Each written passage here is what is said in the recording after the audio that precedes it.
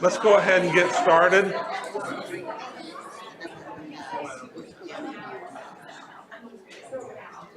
Yeah.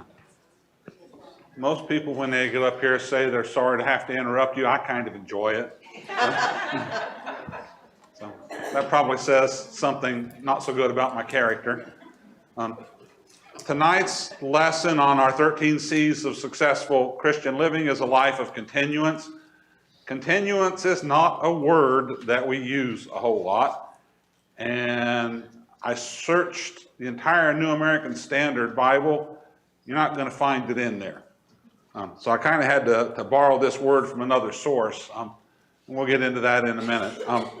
Before we get into the class, I'm going to need a substitute teacher for next week. The topic is going to be a life of contentment, and that is a word that's actually used in the Bible. I have the source outline here, so if you would like to take a shot at teaching a class and feel up to doing it next week, see me and I'll give you the source outline. I take the source outlines of these series and I modify them and do the research and do the work my own way. But it's a good starting point, really good starting point in developing the lesson. Okay. I guess I have to turn this thing on. This week's lesson focuses on persistence.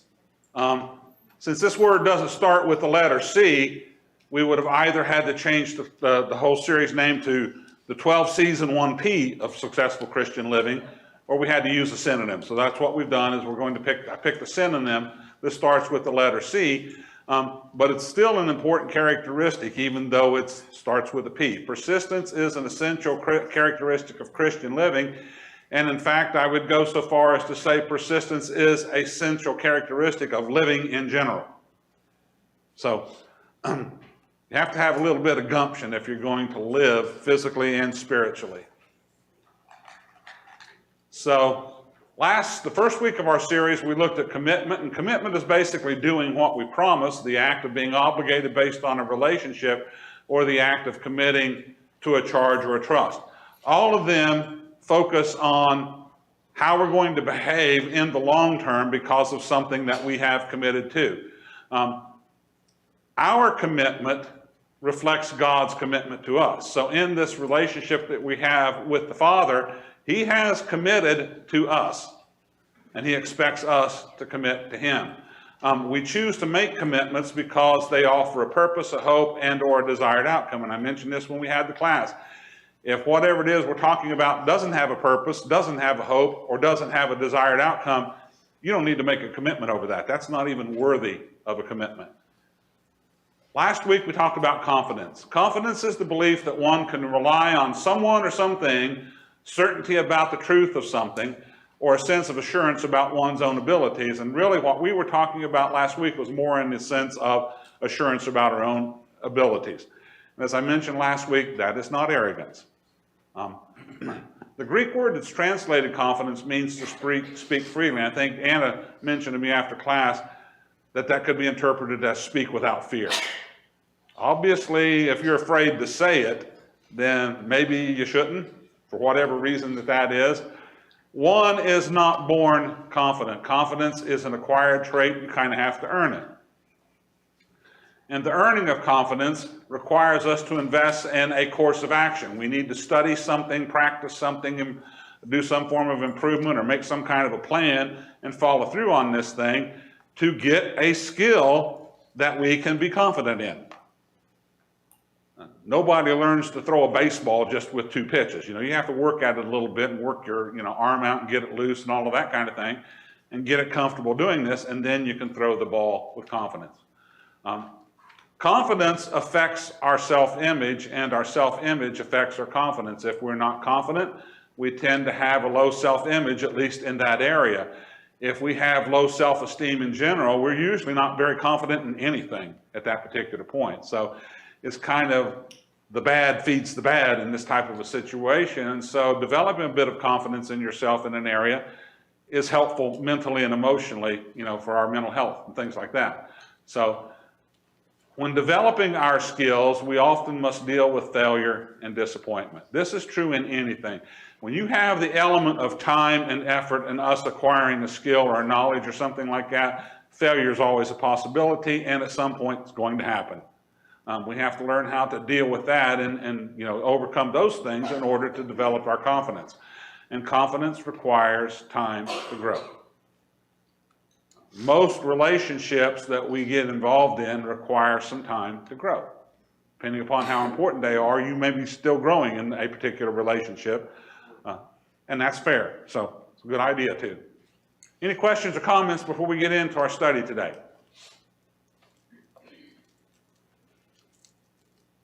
Why continuance?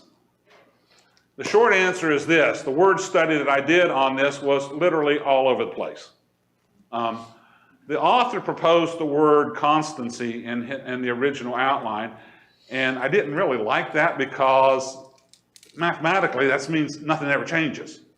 And that's not what this is all about here. He's really talking about persistence, and persistence is a good word to describe the trait that we want to develop, but it isn't used in most English translations. I did a search on the New American Standard Bible. Persist is used 6 times in there, and 5 of them are in the Old Testament. 1 of them's in the New Testament. The 5 in the Old Testament are mostly centered on Balaam. When he was blessing the Israelites instead of cursing them the way he was hired to do, King Balak kept saying, I've asked you to curse them, and you keep persisting in blessing them. The one New Testament use is in John chapter 8, verse 7, at the stoning of the woman, or when the woman caught in adultery was brought before Jesus.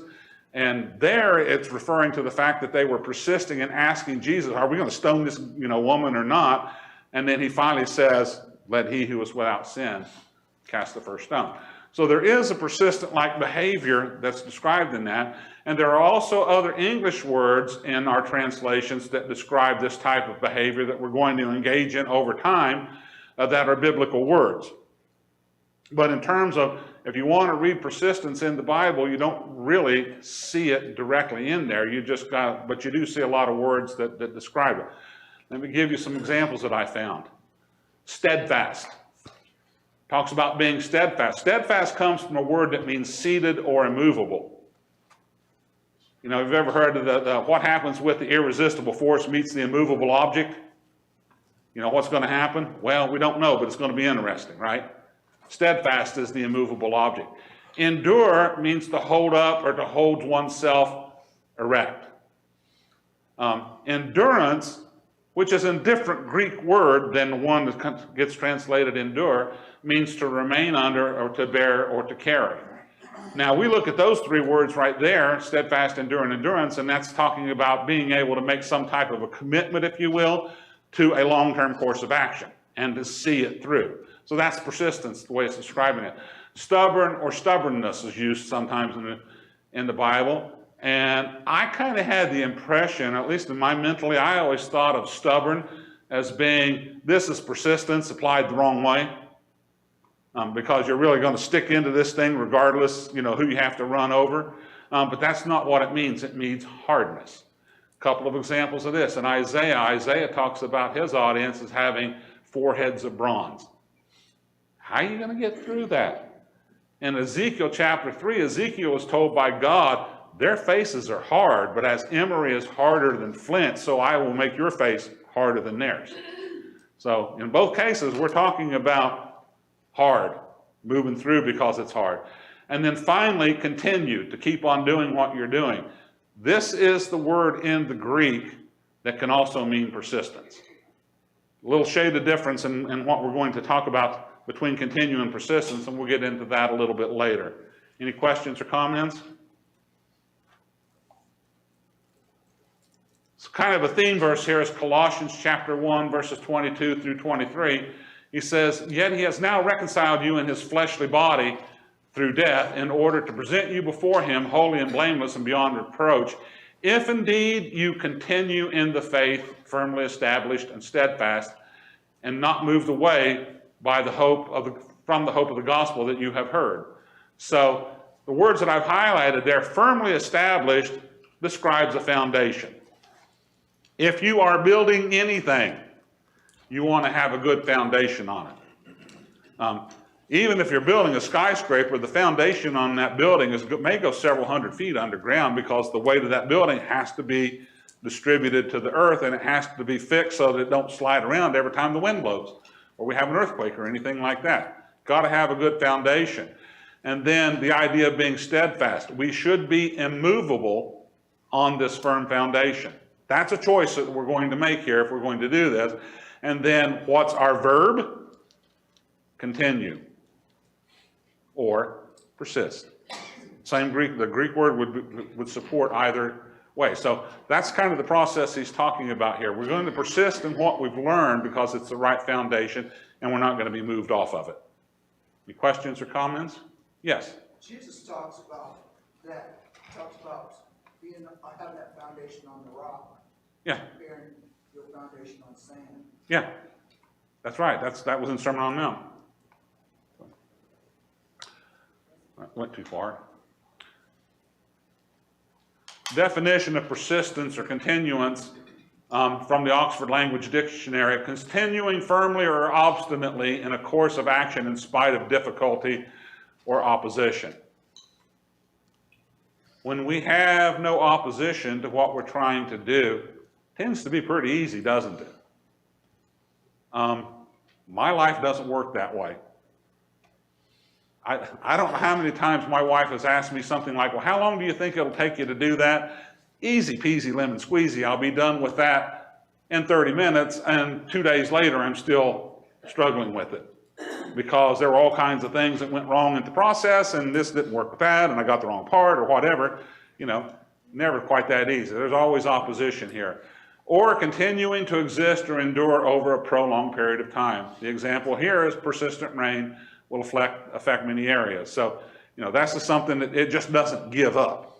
The first, number one, is really we don't give up, and number two is the circumstance doesn't give up. So there's always going to be that type of persistence around. The Greek word for continue is the Koine Greek epimeno, that can be translated to continue, to persist. The Greek also has a verb tense that really indicates continuous action. So they don't have to slap this word in there in the Greek. It's the way that they construct the verb that means that we're going to continue doing this kind of a thing, usually in a command form. The main emphasis for either epimeno or the verb form is keep on doing what you are already doing. You are on the right path, stay and continue to do this. We do something similar in the English. I go to the store is perfectly grammatically correct, but most of us will say, I am going to the store. And if you're saying this to your spouse, you're supposed to ask, do you need anything? That's what the phone's for. Yeah, that's what the text for, because you're going to get that too. Yeah, yeah, and that's fine. But that's, you know, but the idea of I'm going to the store is really, it's an indefinite action. But in the Greek, it's kind of that, but it really means do this indefinite action. So it does have it in there. Persistence is necessary. No one will survive without it, either physically or spiritually. You can be the laziest human being on the earth, and you still have to feed yourself. You still have to do certain things to take care of your health. Take care of your mental health, your spiritual health, your physical health. You do have to invest in some of these areas. Otherwise, you're going to die a lot younger than you should have. We understand this. We don't always necessarily do it. In the parable of the sower in Mark 4:1 through 20, and when I say a sower went forth to sow, you know exactly what I'm talking about, don't you? We all know this parable. That's the value of story, by the way. That's why Jesus told these things, so that you and I could say a sower went forth to sow. And we all know 4 types of soil. What did it represent? What happened in the seed when the seed fell on the rocky soil? So it fell on the path, it fell on the rocky soil, it fell in the weeds, and then it fell in the good soil. What happened to it? You think there's even foundation? So, There was no foundation. no root, right. They had no root, so when things got tough, the plant died. That's exactly the point. And in fact, this is out of Mark 4:16 and 17. And in similar way, these are the ones on whom the seed was sown in the rocky places, who, when they heard the word, immediately received it with joy, and they have no firm root in themselves, but are only temporary. Then, when affliction or persecution arises because of the word, immediately they fall away. They had no foundation. They could not continue doing what they were supposed to do. So, and this is the consequence. They could not persist because of that. So we understand that, just, that type of an application as well. So before I get into that, let me back up here a second.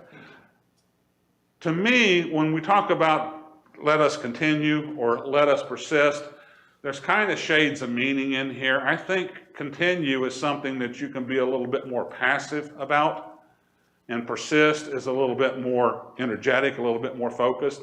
For example, you can get on an inner tube on a lazy river or a lazy creek and float on downstream pretty much without effort. You can continue to do that basically until you want to spend enough effort to say, okay, it's time to get out now. How many of you have done whitewater rafting? Yeah, that's fun. Whitewater, you can't do that in whitewater rafting. In whitewater rafting, there are stretches of the river that you can float down and everything's easy peasy and nice and sedate, things like that. But there's going to come a time when the guide's going to tell you, paddle. What happens if you don't paddle? Hit a rock. Hit a rock. Something bad's going to happen. The reason they're telling you to paddle is because we need to navigate here, right? We need to get around something. First time I went whitewater rafting, we flipped. I went with some people when I was living in Seattle. I went with 8 members of my congregation, or 8 of us, went on whitewater rafting trip on the Wenatchee River, and we flipped the raft. And we flipped the raft because we did not persist in doing what the guide told us to do. Did I mentioned this was the Wenatchee River. The Wenatchee River drains the Cascade Mountains. The river was running at 3 times its normal volume because of snowmelt. The water was about 34 degrees. And to make matters worse, the guide company strongly suggested that we have wetsuits on. None of the 8 of us had a wetsuit on because we were too cheap to pay the rental fee. So we were in the water of 34 degrees, floating around here away from our raft because we didn't persist in doing what we were supposed to do. And the weirdest part about it of all is I went back and did it again several times. With a wetsuit, yeah. Yeah, I did do it with a wetsuit. I've done the New River a couple times in West Virginia. You don't need a wetsuit for that one. It's a good, fun river. And I would probably do it again, even though we flipped the first time in 34-degree water.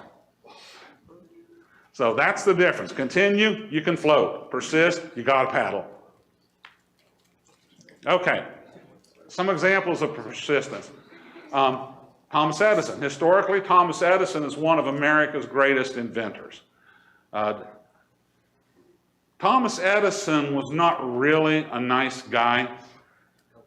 He was a very hard-nosed, shrewd businessman, but he was good with his mind, and he came up with all of these ideas and things like that. He spent a lot of time perfecting them and things like that. Made him wealthy. Some of his employees, he didn't treat them particularly well, and he especially did not treat his rivals well at all. He was always trying to find some way to undermine his rivals and things like that. But he did a lot of inventions. He invented the first marketable incandescent light bulb. It's kind of important that you understand it that way because they had ways to make light with electricity and carbon rods and things like that, called a carbon arc lamp. But a carbon arc lamp is what you use in a floodlight. And one of the things about it is it's actually kind of dangerous to do this. And a very, very bright, like too bright, uncontrollably bright. So it wasn't really suitable for indoor use in a house. And what Thomas Edison wanted is he wanted a light bulb you could plug into a socket and light the house without, burning the place down or blinding yourself. So he worked on this thing. It took him over 1,000 unsuccessful prototypes over a 14-month period to create the first version of the incandescent light bulb. That is marketable. Now, over the 14 months, he was doing other projects at the same time, so he wasn't just focused on the light bulb. 1,000 attempts at something like that. The man knew how to persist. And later on, his observation is achievement is 2% inspiration and 98% perspiration. And I think he might have shaded perspiration a little low there. I mean, it's really, the idea is wonderful. It's, do you have what it takes to deliver it? So, and that kind of relates to faith. We have the information that we need. Now, do we have the will to do what it teaches us? Questions or comments? Okay. Abraham Lincoln. Between the years 1858, that's a period of 27 years, Abraham Lincoln would not be judged a success. He started 2 businesses, both failed. He ran for elected office 10 times, and he got beat 8 out of 8 of those times. The 2 that he won, the first one was to the state legislature of Illinois, and the second one was a brief period in the United States Congress.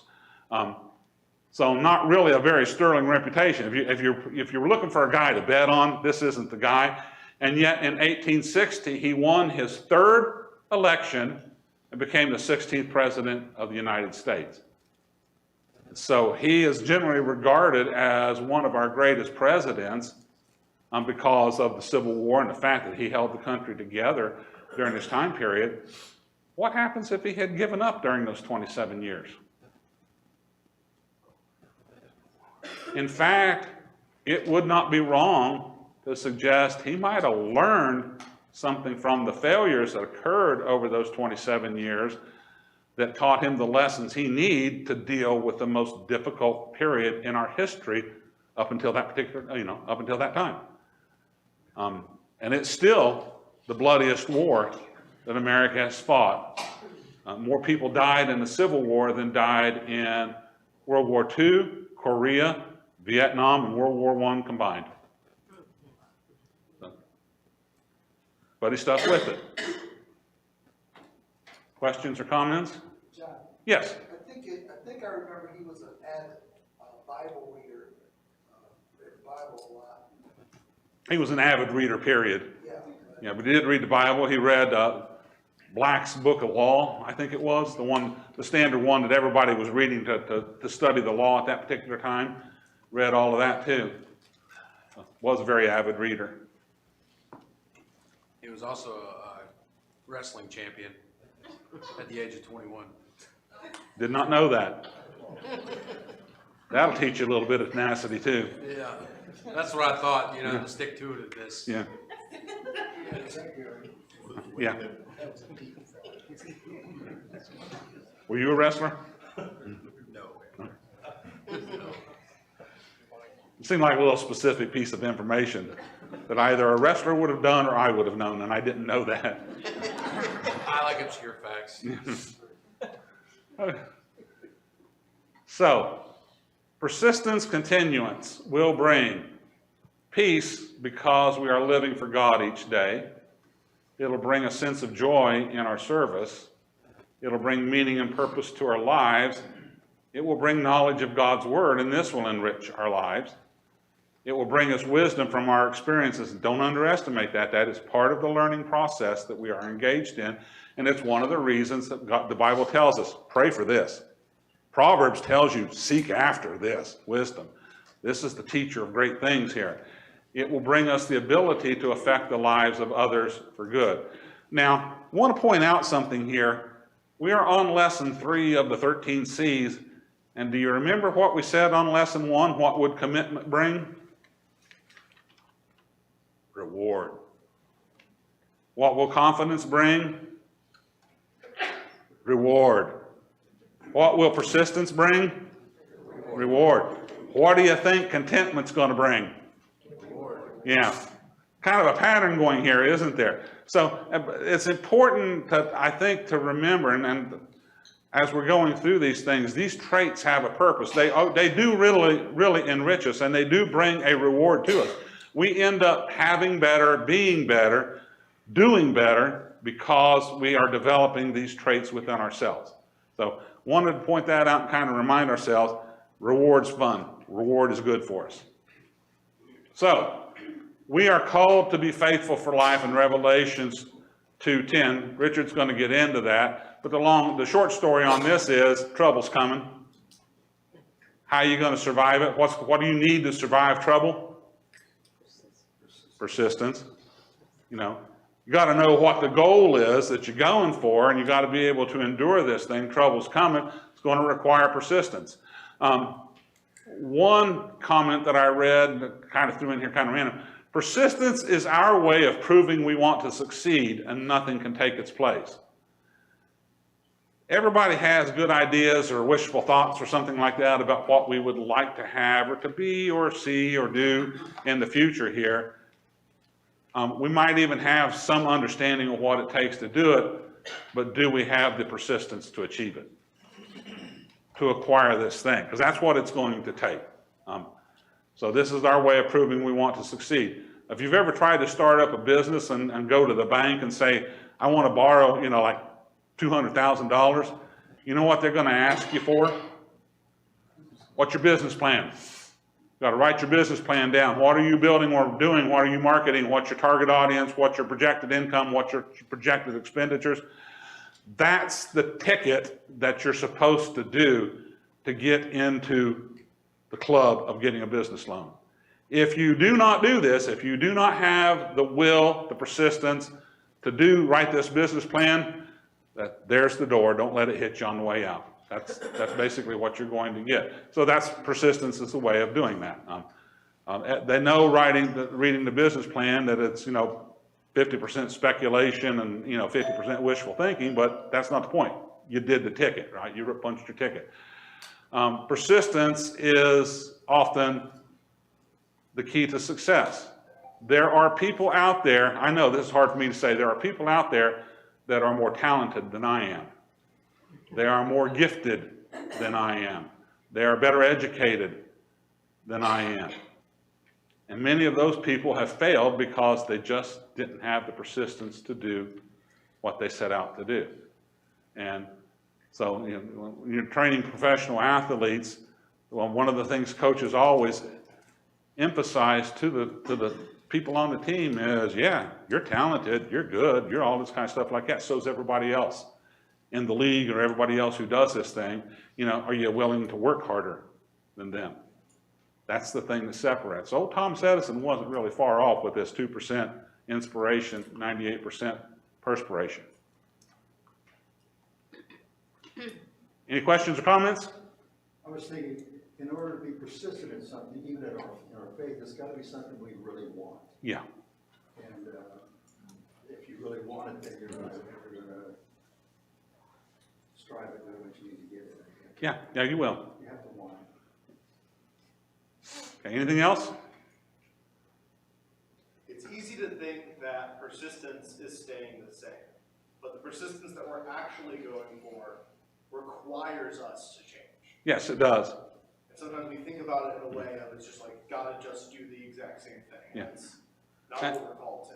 Yeah, and that's why I didn't like the word constancy in the original outline, because it doesn't suggest that aspect of it. It suggests, a straight line kind of a thing, but it doesn't suggest the fact that you're going to have to adapt. You will have to adapt in some way as this goes on, because that's the way life works. Gary? You can describe it, I don't know if people have heard the term failing forward. you use your failure as a stepping stone and an educational tool for your future attempts. And we Yeah. can apply that to our lives with sin and, you know. Yeah, I like I said earlier in this class, some of the best things I learned in my profession came about because I was dealing with a failure. You know, something that I did that didn't work correctly or what have you, and I learned better skills out of that. So, anything else? Okay, we're done. You get out a little bit early. Don't ever expect this to happen again.